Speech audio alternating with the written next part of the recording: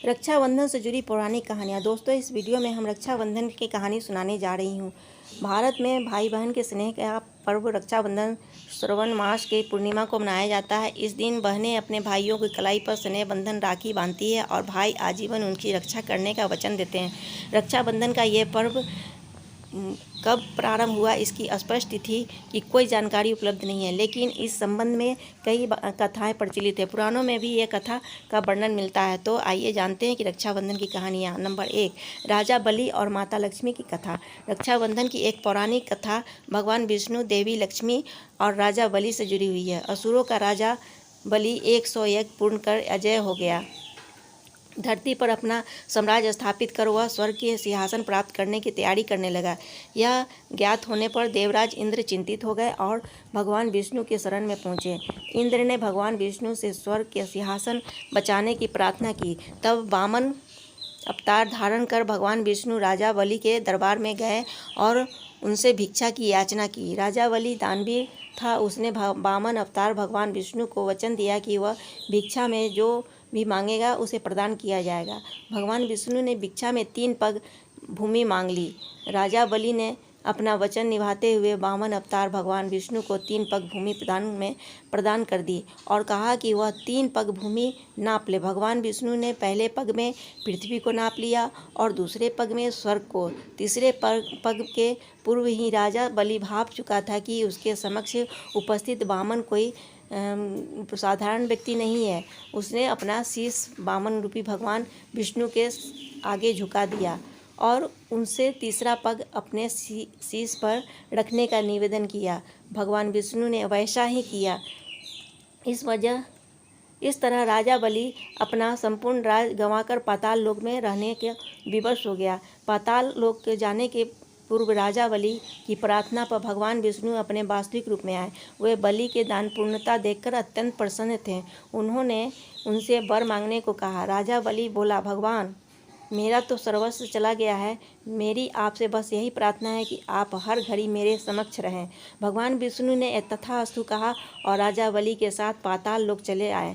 वैकुंठ में भगवान विष्णु की प्रतीक्षा कर रही देवी लक्ष्मी को जब यह बात सूचना मिली तो वह चिंतित हो उठी। उन्होंने नारद मुनि को बुलाकर मंत्रणा की और इस समस्या का उत्तर पूछा। नारद मुनि ने उन्हें सुझाया कि वह राजा बलि को रक्षा सूत्र बांधकर अपना भाई बना ले और उपहार स्वरूप भगवान विष्णु को मांग ले।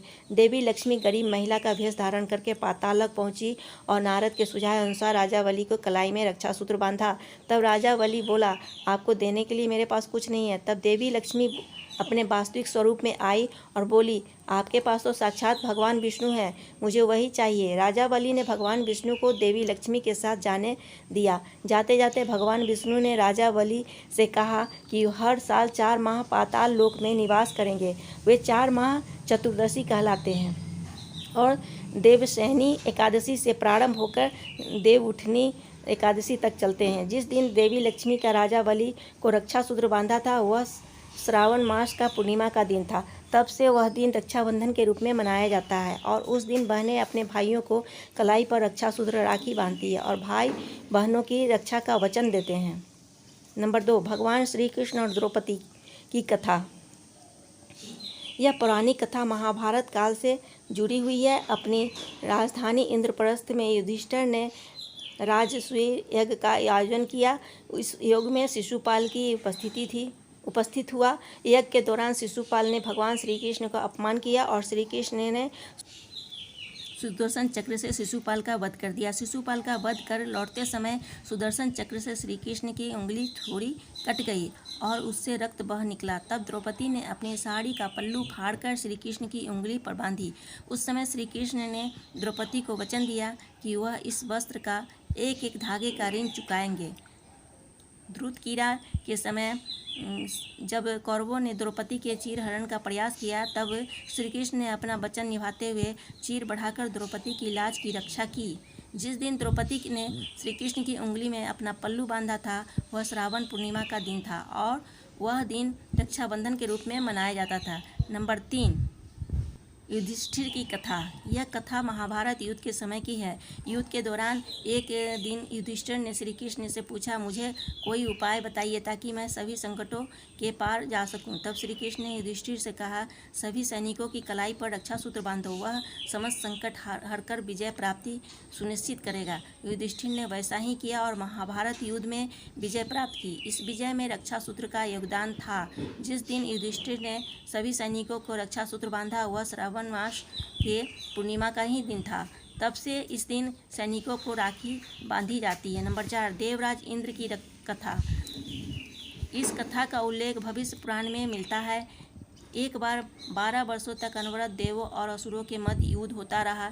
इस युद्ध में देवता गणों की पराजय हुई। देवराज इंद्र सभी देवों के साथ अमरावती चले गए। उधर असुरों ने तीनों लोकों पर कब्जा कर अपना राज स्थापित कर लिया और घोषणा करवाई कि इस राज में यज्ञ, वेदों का पठन पाठन, पूजा और धार्मिक अनुष्ठान नहीं होंगे। इस तरह तीनों लोकों में धर्म का नाश होने लगा। दुखी और चिंतित देवराज इंद्र गुरु बृहस्पति के पास पहुँचे। उस समय गुरु बृहस्पति के साथ उनकी पत्नी सूची भी उपस्थित थी। देवराज इंद्र की व्यथा समझते हुए वो बोली, देवराज, कल ब्राह्मण शुक्ल पूर्णिमा है। विधान पूर्वक तैयार किया गया रक्षा सूत्र में मैं आपको प्रदान करूंगी। उसे कल रक्षा विधान करवाकर आप ब्राह्मणों द्वारा अपनी कलाई पर बंधवा लेना। आपकी विजय होगी। ब्राह्मण शुक्ल को प्रातःकाल देवराज इंद्र ने सूची द्वारा दिया गया रक्षा सूत्र ब्राह्मणों द्वारा अपनी कलाई पर बंधवाया और उसके प्रभाव से युद्ध में देवताओं का विजय हुआ। उस दिन से रक्षाबंधन पर्व ब्राह्मणों के माध्यम से मनाया जाता है। नंबर 5, सिकंदर और राजा पुरु की कहानी। विश्व विजय के लिए निकला यूनान का सम्राट सिकंदर जब भारत पहुंचा तो उसका सामना भारत के पूर्व वंश के वीर राजा पोरस से हुई। राजा पोरस का राज झेलम और चिनाब नदियों के मध्य स्थित था और सिंध पंजाब का बहुत बड़ा क्षेत्र उसके अंतर्गत आता था। सिकंदर और पोरस के मध्य घमासान युद्ध हुआ। युद्ध में सिकंदर की सेना को पोरस की सेना ने कड़ी टक्कर दी। सिकंदर की पत्नी को भारतीय त्यौहार रक्षाबंधन का जानकारी थी। उसने अपने पति पर संकट के बादल मंडराते देख लिया था। उसने पोरस को राखी भेजी। राजा पोरस सिकंदर की पत्नी द्वारा भेजी गई राखी देखकर आश्चर्यचकित था, लेकिन उसने राखी के धागों का मान रखा।